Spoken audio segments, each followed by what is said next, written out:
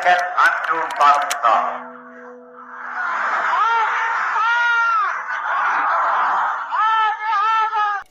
آج سے 79 سال پہلے دنیا کے نقشے پر پاکستان نام کا کوئی ملک موجود نہیں تھا، لیکن ایک خواب موجود تھا، ایک ایسا خواب جس کے پیچھے ایک سیاسی جدوجہد تھی، ایک ایسی جدوجہد جس نے برِ صغیر کے مسلمانوں کے سیاسی مستقبل کو ایک نئے راستے پر ڈال دیا۔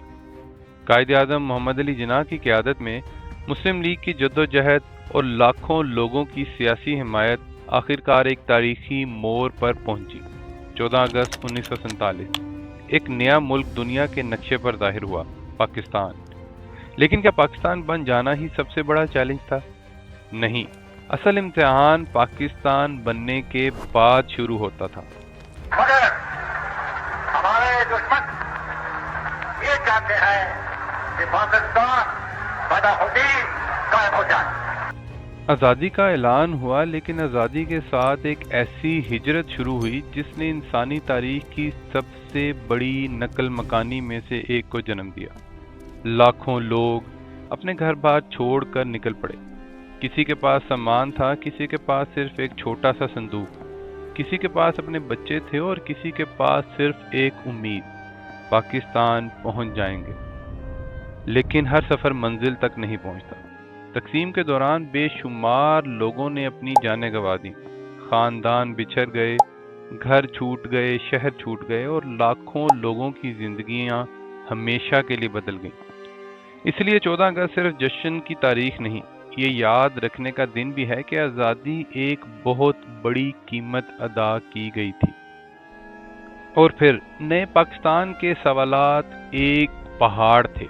لاکھوں مہاجرین کو آباد کرنا تھا، نیا انتظامی نظام بنانا تھا، ادارے قائم کرنے تھے، معیشت کو سنبھالنا تھا اور سب سے بڑھ کر ایک نئی قوم کو متحد کرنا تھا۔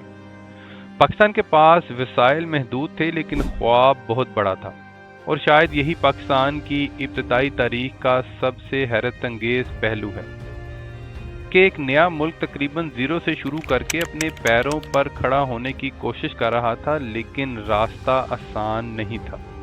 اور پھر اگلی کئی دہائیوں میں پاکستان نے سیاسی بحران دیکھے، حکومتوں کی تبدیلیاں دیکھیں، فوجی ادوار دیکھے، جمہوری ادوار دیکھے اور جنگوں کا سامنا بھی کیا۔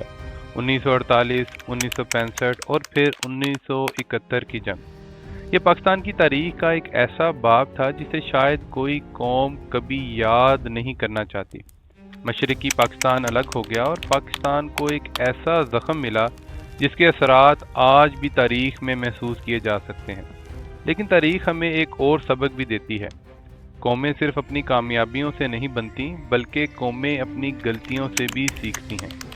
اور پھر 1971 کے بعد پاکستان کے سامنے ایک بار پھر ایک بڑا سوال تھا، اب آگے کیا؟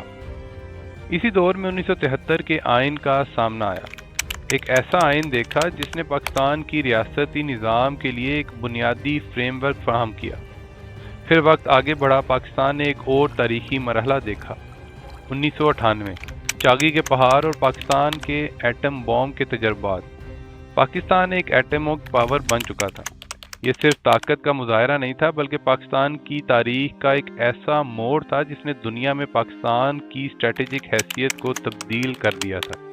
لیکن اگر ہم پاکستان کی 79 سالہ تاریخ کو صرف جنگوں، سیاسی بحران اور مشکلات سے دیکھیں گے تو ہم تصور کا صرف ایک حصہ دیکھیں گے، کیونکہ پاکستان نے کامیابیاں بھی حاصل کی ہیں۔ پاکستانی سائنسدانوں نے دنیا میں نام بنایا، Pakistani doctors, engineers, business man, کھلاڑی، فنکار اور دنیا بھر میں کام کرنے والے لاکھوں پاکستانیوں نے پاکستان کا نام روشن کیا۔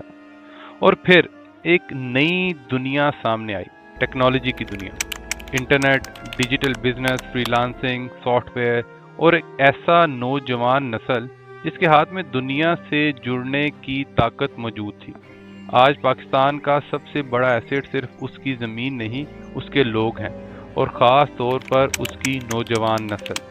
اب یہاں ہمیں خود سے ایک مشکل سوال پوچھنا ہوگا، اگر پاکستان کے پاس اتنے باصلاحیت لوگ ہیں، اتنی بڑی نوجوان آبادی ہے، زرعی وسائل ہیں، قدرتی وسائل ہیں، سمندر ہے اور ایک اہم جغرافیائی مقام ہے، تو پھر سوال یہ ہے کہ ہمیں اپنی پوری صلاحیت استعمال کیوں نہیں کر پا رہے؟ ہماری معیشت بار بار دباؤ میں کیوں آتی ہے؟ تعلیم کے معیار میں اتنا فرق کیوں ہے؟ ہماری نوجوان نسل کو بہتر موقع کیوں نہیں ملتے؟ اور سب سے اہم، کیا ہم اپنی آنے والی نسلوں کو آج سے بہتر پاکستان دے سکیں گے؟ یہ سوال حکومت سے بھی ہے، اداروں سے بھی ہے، اور ہم سب سے بھی۔ دوستو، آج 14 اگست 2026 ہے۔ پاکستان کو وجود میں آئے 79 سال ہو چکے ہیں۔ 79 سال ایک انسان کی زندگی میں شاید بہت طویل عرصہ ہوتا ہے، لیکن ایک قوم کی تاریخ میں یہ ابھی ایک سفر کا آغاز بھی ہو سکتا ہے۔ ان 79 برسوں میں ہم نے بہت کچھ دیکھا۔ ہم نے تقسیم کا درد دیکھا، جنگیں دیکھیں، سیاسی بحران دیکھا، تاریکی کا دور دیکھا، مشکلات دیکھیں، اور پھر ہر مشکل کے بعد دوبارہ کھڑا ہونے کی کوشش بھی دیکھی۔ لیکن اب ہمیں ماضی سے آگے دیکھنا ہوگا۔ ہم اکثر کہتے ہیں پاکستان ہمارا ہے، لیکن شاید ہمیں ایک اور سوال پوچھنا چاہیے۔ پاکستان ہم سے کیا مانگتا ہے؟ صرف جھنڈا لہرانا، صرف نعرہ لگانا، صرف 14 اگست کو سبز کپڑے پہن لینا؟ نہیں، پاکستان شاید ہم سے کچھ اور مانگتا ہے۔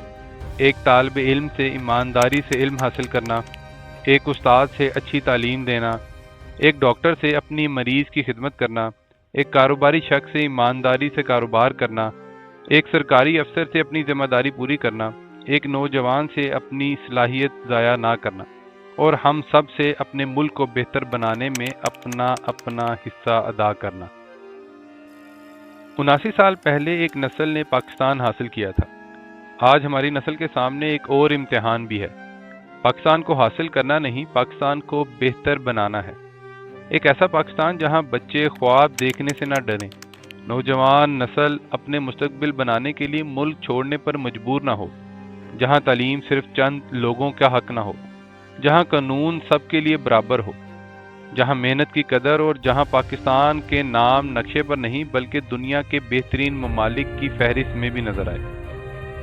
تو دوستو، آج 14 اگست 2026 کو صرف یہ مت کہیے کہ پاکستان زندہ باد۔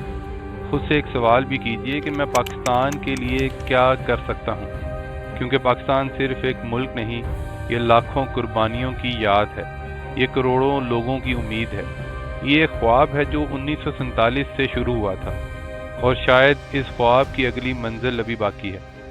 پاکستان کے 79 سال مکمل ہوئے ہیں، لیکن کہانی ختم نہیں ہوئی، کہانی ابھی جاری ہے۔ پاکستان زندہ باد۔